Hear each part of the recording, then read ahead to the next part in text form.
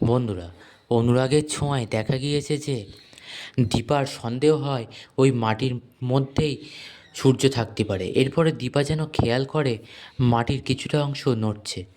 এরপরে দীপা আর কোনো দিকে ভাবে না, স্থির করে নেয় ডাক্তারবাবু এখানেই আছে। বলে ডাক্তারবাবু বলে কাঁদতে কাঁদতে মাটি খুঁড়তে থাকে। এরপরে কিছু দূর আগিয়ে যাওয়া কৃষ্ণ আর অবিনাশ বলে, দীপা দীপা কী হয়েছে, আমাদেরকেও বলো, তাহলে আমরা তো হেল্প করতে পারবো। তখন দীপা বলে, ডাক্তারবাবু এখানেই আছে, আমার বিশ্বাস এর মধ্যেই আছে।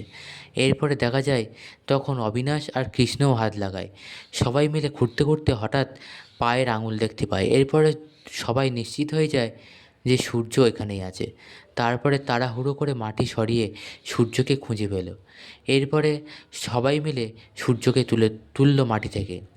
এরপরে দীপা সূর্যকে আস্তে আস্তে নিজের কাঁধের ওপর মাথা রাখলো। তারপরে স্ট্রেচারটা নিয়ে আসে অবিনাশ। তারপর সূর্যকে স্ট্রেচারে শুইয়ে গাড়িতে তোলে আর বলে ওনাকে এখনই হসপিটালে নিয়ে যেতে হবে। তবে সূর্যর কিছু সময় পরেই জ্ঞান ফিরে যায়। এদিকে দেখা যায় যে সোনারূপা প্রচণ্ড বিপদে থাকে।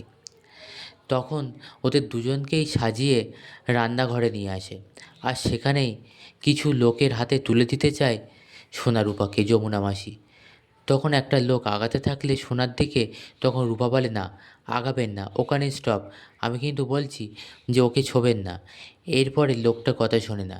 তারপরে দেখা যায় সেই রান্নাঘরে রান্না করতে থাকা খুন্তিটা, বড় খুন্তিটা তুলে নেয় হাতে রূপা। আর সেই খুন্তি দিয়েই ওখানে যারা যারা থাকে সবাইকে পেটাতে থাকে, একে একে সবাইকে কুপঘাত করে। কেউ পারে না রূপার সাথে। এমন সময় দেখা যায় রূপাকে কয়জন মিলে ধরে ফেলে আর বন্দুকের তাক করে। তখন রূপা বুদ্ধি করে হাতের কাছে থাকা লঙ্কা গুঁড়োটা দেখতে পায়। তখন সোনাকে বলে, সোনা চোখ বন্ধ করো। এরপর সেই লঙ্কা গুঁড়ো ওদের সবার চোখে দেয় আর সবার চোখ জ্বলে যায়। সবাই চোখে দেখতে পায় না। এমন সময় রূপা সোনার হাত ধরে পালাতে থাকে। এদিকে দেখা যায় সূর্যর জ্ঞান ফিরে আসায় দীপা বলে, ডাক্তারবাবু এখন ঠিক আছে, আমাদেরকে এখন সোনারূপাকে বাঁচাতে হবে। দীপা গাড়ি থেকে নেমে যায়। তখন অবিনাশ আর কৃষ্ণ বলে যে মা আমরাও যাব। তখন অবিনাশ বলে, আগে ফোর্স তো আনি। তখন দীপা বলে, না আপনি অপেক্ষা করুন, আমি অপেক্ষা করতে পারবো না। দীপা দৌড়ে চলে আসে। তবে এসে দেখে যে যমুনা মাসি আর বাকিরা যেন কাদেরকে খুঁজছে। ওদের মুখ থেকে শোনে যে সোনারূপা পালিয়েছে। তখন দীপা ভাবতে পারে না যে সে এখন কি করবে।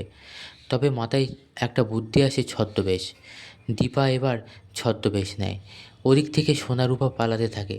তবে কিছু দূর গিয়েই ধরা পড়ে যায় সোনারূপা। ওদেরকে আবার ধরে নিয়ে যায়। এরপরে দেখা যায় ওদেরকে ধরে নিয়ে যাওয়ার পরেই যখন ওদের কাছে যেতে যায়, যখন ওদেরকে ধরে নিয়ে যায় তখন দীপা চলে আসে আর বলে, না ওদেরকে কেউ গায়ে হাত দেবে না। দীপা কালী সেজে চলে আসে আর দীপা তখন নিজের হাতে থাকা জিনিসটা দিয়ে সবাইকে আঘাত করে আর সবার সাথে যুদ্ধ করতে থাকে। কেউ দীপার সঙ্গে পেরে ওঠে না। একে একে গুন্ডারা সব কুপঘাত হয়ে পড়ে।